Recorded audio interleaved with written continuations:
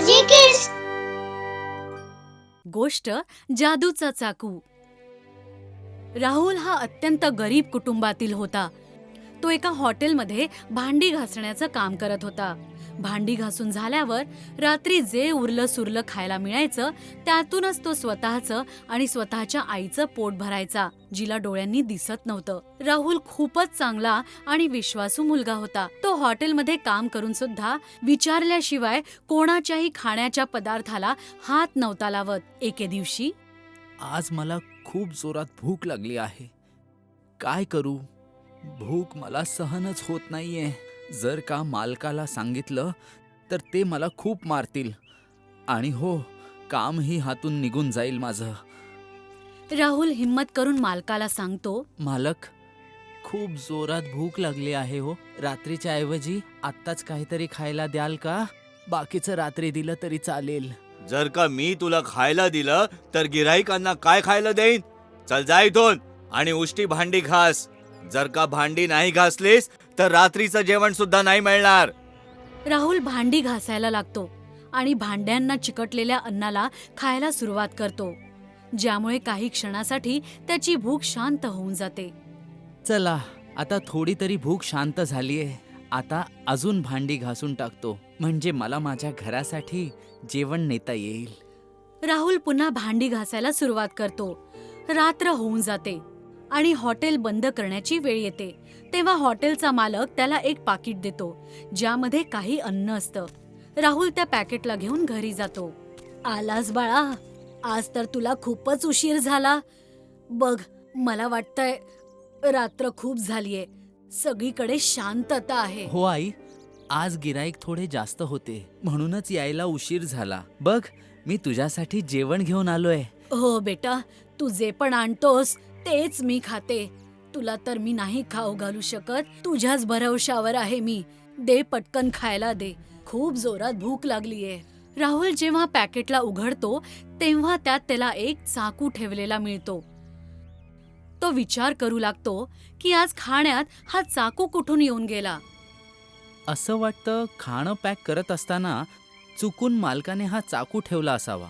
मी हा सकाळी मालकाला परत नेऊन देईन. दुसऱ्या दिवशी राहुल त्या चाकूला घेऊन दुकानात जातो आणि हॉटेलच्या मालकाला सांगतो, मालक, काल खाण्याच्या पाकिटातून हा चाकू निघाला होता. कदाचित चुकून आत राहिला असावा.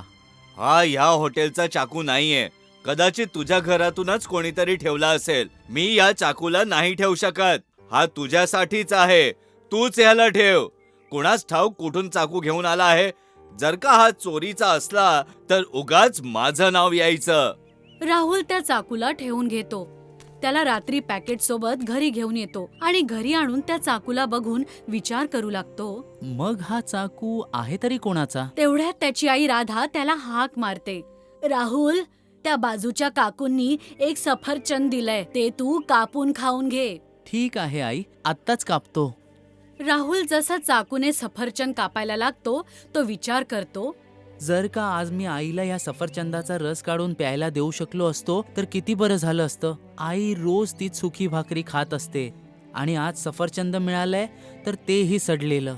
जसा राहुल त्या सफरचंदाला कापतो तसे सफरचंद आणि चाकू निसटून जमिनीवर पडून जातात आणि एका ग्लासमध्ये सफरचंदाचा रस येऊन जातो. हे काय? या चाकूनी मी सफरचंद कापायला गेलो आणि विचार करत होतो की या सफरचंदाचा रस झाला पाहिजे आणि ह्या सफरचंदाचा रस बनून तयारही झाला.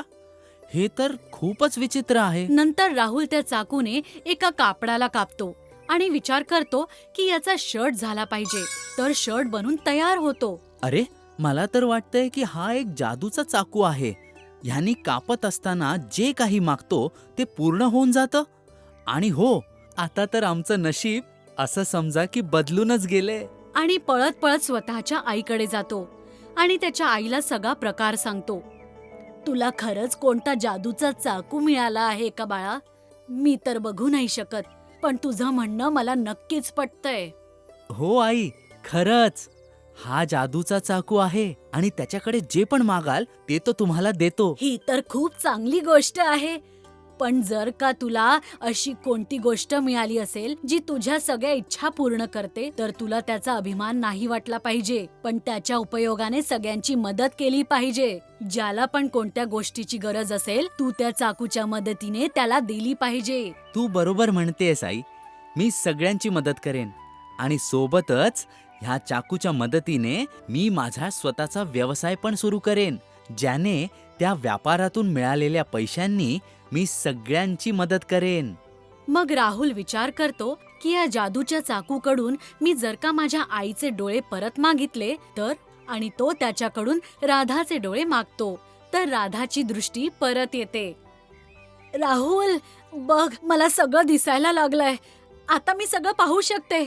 मी तुलाही पाहू शकते, या घरालाही पाहू शकते. हे कसं काय झालं?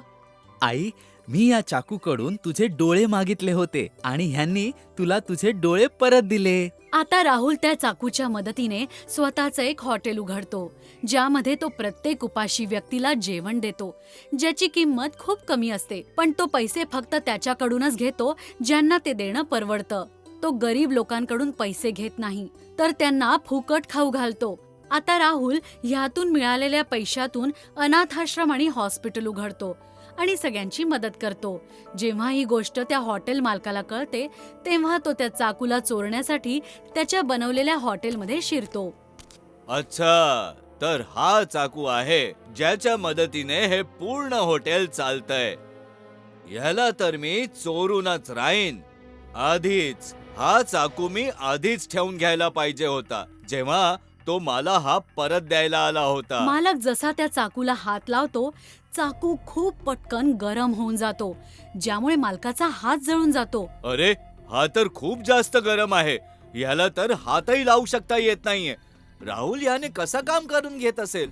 पण मला काय फरक पडतोय, मला तर हा चाकू हवाय.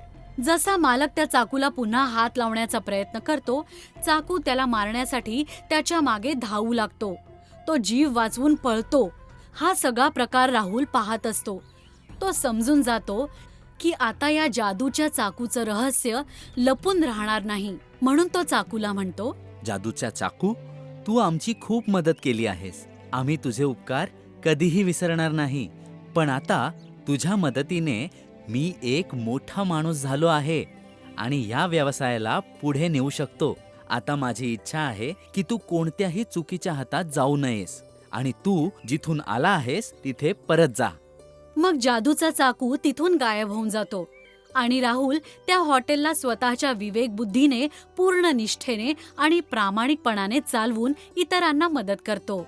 अशा प्रकारे राधा आणि राहुल त्यांचं उरलेलं आयुष्य घालवतात.